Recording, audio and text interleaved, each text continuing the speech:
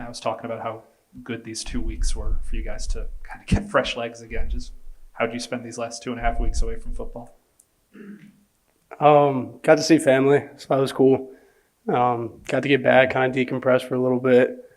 I watched some of the championship games, so like didn't stay away from it for too long. But it was just good to kind of take a step back so that you're like back to getting excited to play football. Like towards the end, you still love it, but you get a little worn down.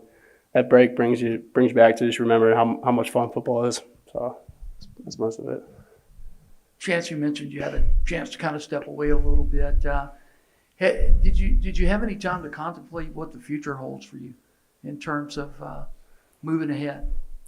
Yeah, I mean, it's a big decision, so kind of just put some work into that because, you don't want to make that decision being, stubborn or pick something a while ago and then going with it. So just kind of evaluating it and did some work there. So that now that I'm back here, I can kind of just focus on playing ball. That's kind of the fun part. That part's the work side. This is the fun part. So I'm excited to get back to just playing football.